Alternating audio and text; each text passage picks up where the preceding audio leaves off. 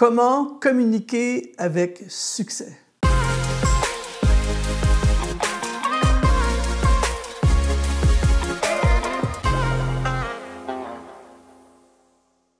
Bonjour, ici Luc Dumont d'Exponentiel.net. Je suis heureux de te retrouver aujourd'hui. On va parler de la communication. On va parler de comment devenir un orateur qui impacte, qui influence. Comment communiquer, garder l'attention des gens, comment faire une vidéo que les gens vont regarder. Donc, reste avec moi jusqu'à la fin. J'ai également créé une formation, les secrets de la communication, où je partage les secrets que j'ai appris au fil des ans. Va dans le lien qui apparaît dans la description de cette vidéo pour avoir accès à cette formation. Mais aujourd'hui, si tu as déjà parlé en public ou si tu aspires à parler en public, tu sais comme moi qu'il y a ce qu'on appelle le trac. Comment on fait pour vaincre le stress et le trac de parler devant un public? Comment on fait pour parler devant une caméra? C'est très drôle de voir comment des gens parfois peuvent parler et aussitôt qu'on met la caméra devant eux, il y a un état de panique, on ne sait plus quoi dire. Comment faire pour ne pas paralyser devant la caméra? Comment on fait pour pouvoir garder l'attention de l'audience? Et aujourd'hui, j'ai 5 conseils pour t'aider à devenir un communicant qui impacte et qui attire et qui garde l'attention des gens. Premièrement, parle à une personne. Ce qui fait en sorte qu'on devient en état de panique lorsqu'on doit parler devant un groupe de personnes, que ce soit un petit groupe de personnes ou que ce soit devant une audience dans une église, prêcher, tout ça. Ce qui fait qu'on a peur, qu'on panique, c'est souvent l'idée de parler à plein de personnes. Il y aura 500 personnes, il y aura 100 personnes, il y aura 1000 personnes. Et là, on panique à la pensée. Et je sais, parce que quand j'ai commencé à prêcher, j'étais terrifié. Je ne pouvais même pas imaginer être capable de parler pendant 40 minutes devant une foule. Pourquoi? Parce qu'on pense à toutes les personnes. Mais la clé pour devenir un bon communicant, c'est tout simplement de parler à une personne. Par exemple, en ce moment, je ne parle pas à toutes les personnes qui vont regarder cette vidéo, je parle à toi. Et pendant que je parle, je t'imagine devant ta tablette, ton téléphone ou ton ordi, chez toi ou sur la route ou peu importe, je t'imagine en train de regarder cette vidéo. C'est toi que je veux influencer, c'est toi que je veux aider, c'est dans ta vie que je veux contribuer. Souvent, quand je fais des vidéos et même quand je prêche devant des grandes foules, je pense, c'est comme si je parlais à mon moi de 18 ans quand j'ai commencé. Et c'est pour ça que je veux être convaincant, parce que Luc, si tu fais ça, et c'est comme si je parlais à mon moi quand j'étais plus jeune. Et donc, quand tu parles à une personne, c'est beaucoup plus facile parce que la plupart d'entre nous, on va, dans notre quotidien, parler à au moins une personne. Et c'est très rare qu'on est ultra nerveux à la pensée de parler à une personne. Donc, si tu parles à une personne et tu impactes cette personne, mais qu'il y en ait 10, 100 ou 1000 ou 10 000, c'est la même chose parce que tu parles à une personne. Deuxième chose qui va t'aider à communiquer avec succès, c'est prépare au maximum. Ce qui fait en sorte que souvent on va paralyser devant une caméra ou devant une foule, c'est qu'un des principes qu'il faut absolument que tu comprennes aujourd'hui, c'est que quand tu arrives devant une foule avec le stress, la nervosité, tout ça, si tu sais ça d'information, il y a un principe mystérieux qui fait en sorte que quand tu arrives devant les gens, tout à coup, tu sais ça. J'ai vécu la même chose avec la musique. C'est-à-dire que si tu ne maîtrises pas tellement le chant et que tu arrives devant une foule, quand tu arrives devant la foule, tu maîtrises encore moins le chant. Et c'est là que c'est la catastrophe.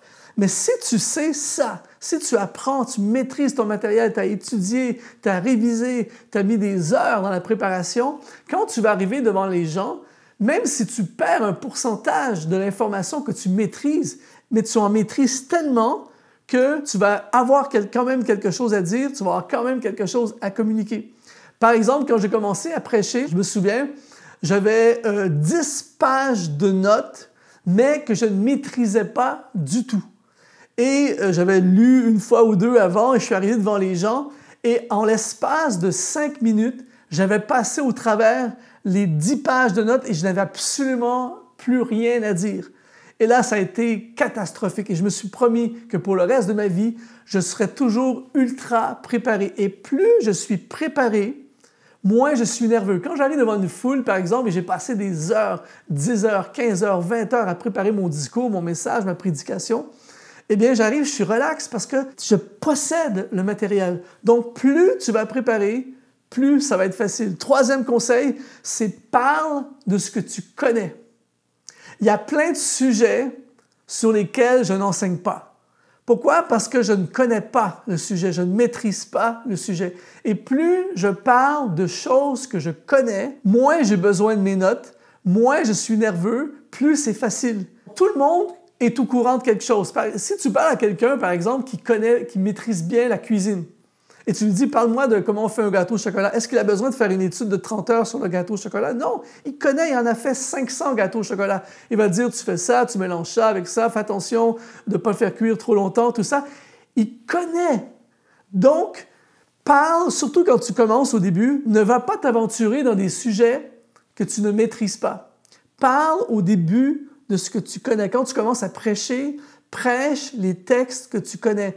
Raconte les histoires, les récits que tu connais. Dans n'importe quel domaine, si tu donnes une conférence, donne une conférence au début, surtout quand tu commences, sur des sujets que tu connais. Quatrième chose qui va t'aider à communiquer avec succès, c'est sois toi-même. C'est très drôle de voir comment les gens, lorsqu'ils arrivent soit devant une caméra ou soit devant une foule, tout à coup, ils deviennent une autre personne. Et ils essaient d'être, surtout quand on commence, on a des modèles qui nous inspirent, tout ça. Et là, on veut être comme eux, on essaie de prêcher comme T.D. Jakes, on essaie d'être comme des personnes qu'on aime, qu'on admire, tout ça. Mais le problème, c'est qu'on n'est pas eux.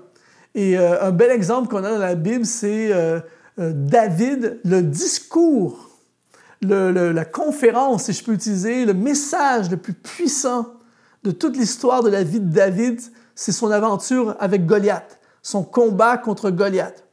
C'est-à-dire qu'il a vécu quelque chose ce jour-là qui a parlé à l'humanité et des millénaires plus tard, on en parle encore. Il a vécu quelque chose de fort. La communication, c'est pas juste des mots. Et ce qui est intéressant dans cette histoire, c'est que le roi Saül lui a proposé de mettre son armure pour aller se battre contre Goliath. Mais David a eu le courage de dire « Non, c'est pas moi, ça me ressemble pas, je suis pas un soldat qui porte des armures, je suis un lanceur de pierres. » Et parce qu'il a été lui-même, il a remporté une victoire phénoménale qui a fait en sorte que son message a été communiqué, répandu, raconté partout dans le monde dans les millénaires à venir. Si tu veux communiquer avec succès, ultra important, sois juste toi-même. Quand tu es avec tes amis, quand tu parles aux gens autour de toi, tu es toi-même, c'est toi. Fais la même chose, exactement la même chose quand tu es devant la foule. Cinquième conseil pour communiquer avec succès, c'est raconte une histoire. Le storytelling, il n'y a rien de plus puissant. Le cinéma, tout a été construit autour du storytelling. C'est pour ça que des fois, on voit des gens dans les églises ou ailleurs, des gens qui n'ont aucune expérience de communication en public, mais qui racontent un témoignage. Ils ont vécu quelque chose et les gens sont suspendus à leurs paroles, même s'ils n'ont pas toutes les techniques de communication, ils n'ont pas de structure nécessairement dans leur discours, mais ils partagent leur cœur et ils racontent « j'ai vécu ça, j'ai vécu un accident, la voiture nous a rentré dedans, le feu a pris, les pompiers sont arrivés. » Et là, tout le monde écoute parce qu'ils racontent une histoire. C'est pour ça que si tu commences à prêcher, raconte les histoires de la Bible, les récits bibliques. Raconte ton témoignage, raconte du vécu, raconte des choses, raconte une histoire aux gens et je peux t'assurer que tu vas avoir l'attention des gens.